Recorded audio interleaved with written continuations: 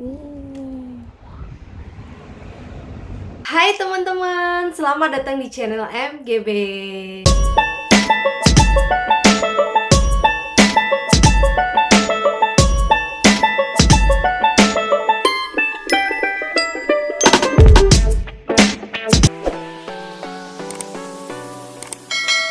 Nah teman-teman, di video kali ini saya mempunyai cerita baru nih teman-teman, yaitu mengkompos dengan dibantu oleh cacing. Nah, gimana petualangan saya?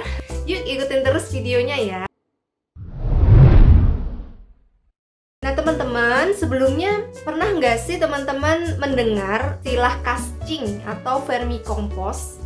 Ada yang pernah dengar? Casting itu bekas cacing atau dalam bahasa Inggrisnya vermicompost, yaitu kotoran cacing, pupuknya cacing. Nah, pupuknya cacing itu bisa dijadikan pupuk dan sangat-sangat bagus teman-teman. Dan kalau mau beli yang udah jadi, itu ada, silakan ke marketplace atau ke toko-toko pertanian, biasanya menjual pupuk casting, pupuk bekas cacing. Nah, kenapa sih pupuk bekas cacing itu menjadi pupuk yang bagus, menjadi pupuk yang high nutrient? Karena dia itu memiliki beberapa keunggulan. Salah satunya dia bisa mempertahankan kelembapan, jadi dia bisa mengikat air. Terus dia itu juga kaya akan unsur hara, mengandung humus yang memang dibutuhkan oleh tanaman. Ada N, P, K, kalsium, magnesium, dan unsur-unsur hara yang lain itu terkandung dalam pupuk casting. Nah, terus pupuk casting itu juga bisa menetralkan pH tanah. Jadi biasanya memang pupuk casting ini digunakan untuk memperbaiki struktur tanah teman-teman. Jadi kalau tanahnya itu gersang ya, tanahnya kurang baik untuk menanam, biasanya ditambahin dengan casting ini salah satunya. Nah, karena di dalam casting itu juga mengandung mikroba teman-teman, mikroba yang baik bagi tanah ya, mikroba yang baik bagi tanaman dan baik bagi alam. Karena mikroba-mikroba itu kan memecah bahan organik menjadi senyawa yang lebih sederhana sehingga bisa diserap tanaman teman-teman.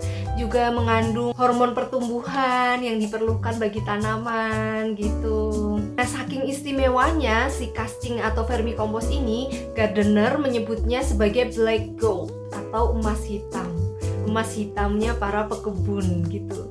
Nah teman-teman, sebenarnya mungkin pernah melihat ya di kebun kita pupuk cacing itu kayak apa. Jadi bentuknya itu kayak meses, ada yang bulat-bulat gitu kecil di permukaan tanah. Nah teksturnya itu halus kayak clay, dia halus tapi lengket-lengket. Nah cerita tentang bagaimana awal mulanya saya mengkompos di Australia di sini, yaitu ketika saya mengikuti kelas composting. Di situ presenternya mengemukakan ada 3 cara yang umum dipakai oleh gardener sini untuk mengkompos. Mengkompos dengan cara reguler, mengkompos dengan bantuan cacing atau kita sebut worm farm atau vermicomposting, dan yang ketiga adalah mengkompos dengan metode bokashi. Oke, langsung aja kita bahas yang kedua, yaitu worm farm. Untuk worm farm sendiri sebenarnya saya belum benar-benar membangun worm farm yang ideal, yang sesuai dengan syarat hidupnya cacing sih teman-teman. Karena saya mendapatkan satu kotak cacing dari presenternya ya, cacingnya itu untuk contoh gitu loh, bahwa ini adalah hewan baik untuk worm farm gitu. Nah waktu itu saya minta aja, boleh nggak saya bawa pulang karena saya tuh belum punya cacing di sini. Waktu itu kira-kira 1 atau 2 bulan pertama saya di Australia itu saya udah bikin kompos tuh, udah mulai mengkompos, udah mulai jadi itu komposter saya. Setelah saya minta, saya masukkan ke dalam komposter dan ternyata nggak berapa lama, mungkin sebulan atau 2 bulan, saya tuh terkejut karena jumlah cacing di komposter saya itu meningkat. Ya, presenter itu memberi saya wejangan bahwa kalau kamu mau memulai untuk worm farm atau membudidayakan cacing atau mengkompos dengan menggunakan cacing, kamu sebaiknya beli cacing yang khusus ya, jangan cacing tanah biasa gitu. Karena ternyata setelah saya pelajari lebih lanjut memang berbeda teman-teman. Cacing tanah yang biasa kita temui di kebun kita itu berbeda dengan cacing tanah yang memang dikhususkan untuk composting. Bedanya adalah cacing tanah yang ada di kebun kita itu biasanya dia cenderung pemalas, tipikal cacing tanah yang lazy gitu katanya ya. Pergerakannya itu tidak seagresif cacing tanah yang untuk tujuan composting. Ketika dia mengambil makanan dari atas gitu ya, bahan-bahan organik, lalu dia membuat liang. Dia membuat liang, membuat tunnel, dan dia cenderung untuk menggali. Untuk kita masukkan ke dalam suatu kotak gitu, yang dasarnya kotaknya itu tertutup, itu dikhawatirkan cacing tanahnya akan stres dan mati karena dia terpentok dasar wadah dan dia tidak bisa terus menggali sampai ke dalam, sampai ke liangnya dia, ke dalam tanah. Cacing tanah yang ada di kebun itu kan dia membentuk liang-liang itu kan. Nah, liang-liangnya itu, jalan-jalan cacing itu atau terowongan-terowongan cacing itu yang membuat tanah menjadi gembur, teman-teman. Tapi kalau cacing tanah yang khusus untuk composting, dia itu sifatnya lebih agresif, dia itu lebih cepat pergerakannya, dan dia itu lebih lapar. Jadi cacing tanah yang khusus untuk composting itu kita kasih makan di permukaannya, lalu cacing tanah itu yang akan menuju ke makanan yang kita berikan tadi ya, dan dia memakan di tempat. Jadi gampang kalau untuk composting, tinggal kita masukin ke atasnya, cacing tanahnya yang akan naik ke atas. Tinggal kita tambahin makanan, tambahin gitu aja. Untuk jenis cacing tanah yang biasa digunakan untuk composting itu, kalau di sini itu ada tiger worm, red wiggers, terus ada juga Indian blue, ada juga cacing tanah red worm atau Lumbricus rubellus, dan juga ANC. ANC ini juga banyak dibudidayakan oleh peternak cacing di Indonesia, yaitu African neck crawler. Di sini ya, di Australia, kalau memang ingin mengkompos menggunakan cacing tanah ini bisa beli di nursery. Jadi belinya tuh per pack itu isinya ada yang 500, ada yang 1000. Tapi karena saya belum berkesempatan untuk beli dan hanya bermodalkan cacing tanah yang diberikan oleh presenter itu tadi, yang saya nggak tahu itu jenisnya apa ya teman-teman, karena saya ya nggak ngerti. Menurut saya cacing tanah semua sama aja di mata saya ya. Jadi ya udah, saya masukkan ke dalam komposter, dan komposter itu dilubangi bagian bawahnya. Setelah kira-kira 1 bulan, saya bisa melihat perbedaannya. Ternyata cacing tanahnya itu tambah banyak dan mengkomposnya itu menjadi lebih cepat, teman-teman. Nah, begini caranya. Yang pertama, siapkan wadah ember ya, boleh ember atau kontainer atau apapun itu yang terbuat dari bahan yang solid, teman-teman. Lalu kita bolongi di bagian bawahnya. Dasarnya kita kasih lubang itu tujuannya adalah untuk membuang cairan yang dihasilkan dari proses mengkompos.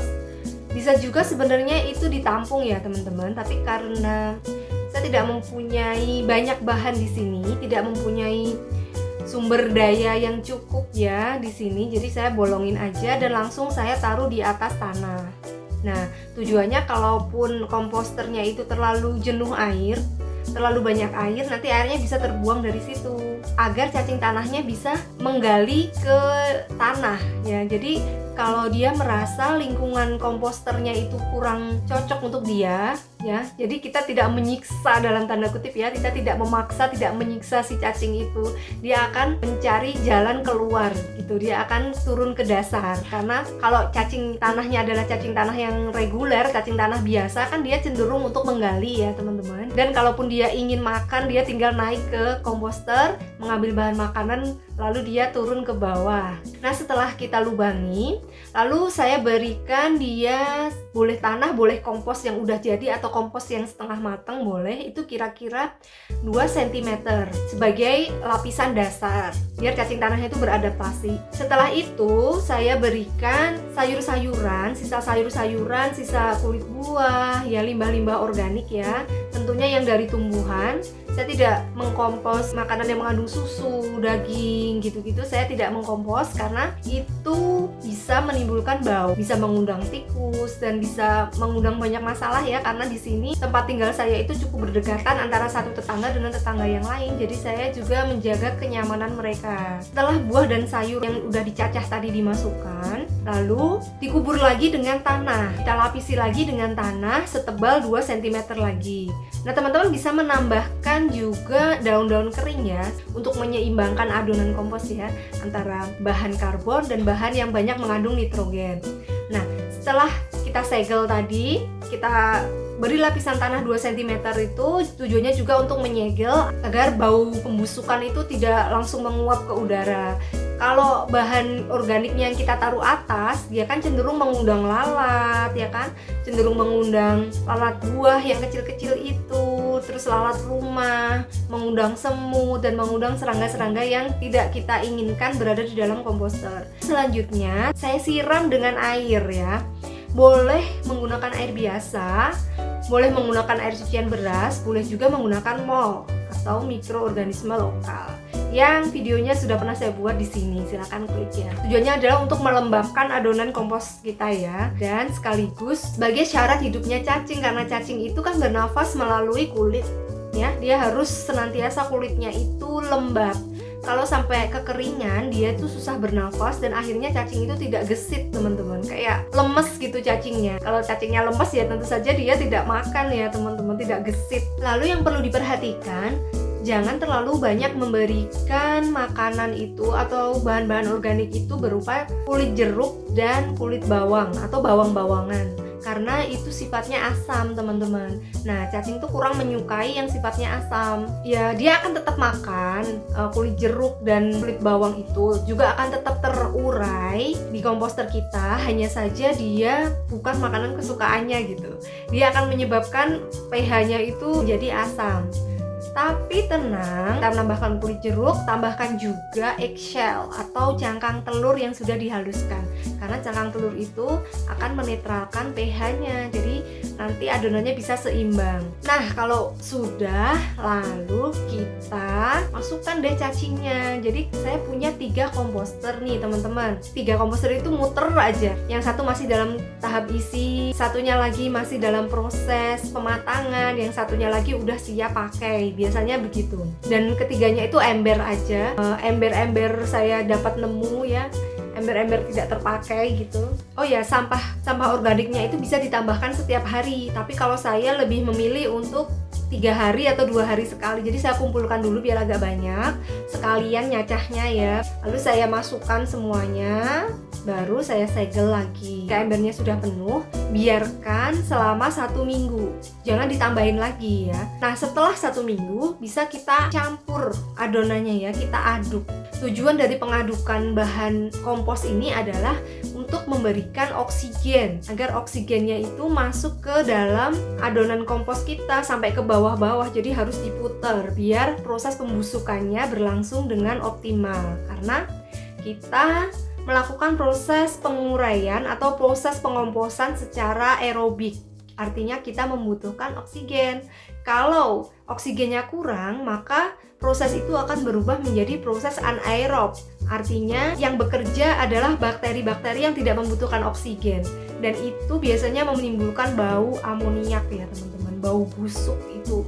Nah, setelah 1 minggu dicampur itu tadi ya, teman-teman, tinggal kita maintain aja, aduk lagi sambil kita lihat, oh apakah kurang basah. Kalau kurang basah kita tambahin air, boleh air biasa, boleh air cucian beras ataupun mol. Sebenarnya mol yang lebih baik ya, karena dia mengandung mikroorganisme, jadi mempercepat proses pembentukan kompos. Tapi kalaupun tidak ada mol, pakai air biasa pun sudah cukup ya. Yang penting kelembapannya itu pas untuk bakteri hidup dan melakukan proses dekomposisi dengan maksimal. Nah, proses itu berlangsung terus menerus, teman-teman. Setiap minggu kita putar lagi, setiap minggu kita putar lagi, begitu sampai ia jadi. Nah, jadinya itu yang seperti apa kompos yang udah jadi itu? Nah, jadinya yang seperti ini, teman-teman.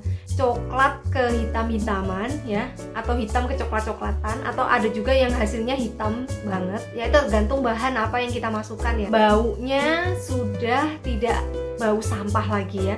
Baunya itu bau tanah, tidak berbau sampah sama sekali. Terus bahan-bahan yang tadinya kita masukkan itu sudah tidak berwujud, sudah hancur, sudah menjadi hitam seperti tanah. Tandanya komposnya sudah jadi. Dalam 1 ember ini sekitar 4-6 minggu. Dengan jumlah cacing yang segitu dibandingkan dengan besarnya kompos itu sebenarnya tidak optimal ya, tidak maksimal, tapi cukup membantu ya. Nah, setelah kita panen, kita tuang, bisa diangin-anginkan dulu. Kadang kan masih lembab gitu ya, masih terlalu basah.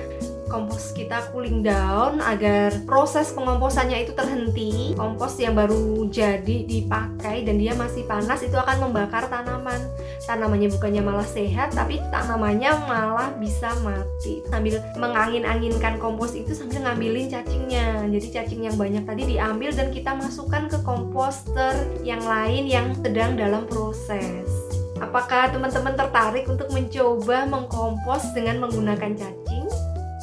Kalau iya, mungkin bisa dimulai secepatnya ya teman-teman, karena sangat sederhana sekali, bahan-bahannya juga mudah kita dapatkan di sekitar kita ya. Oke, selamat mencoba di rumah ya teman-teman. Semoga menginspirasi, semoga bermanfaat, dan berikan tombol like serta share kepada orang-orang yang mungkin membutuhkan informasi ini. Oke, sampai jumpa di video selanjutnya. Dadah.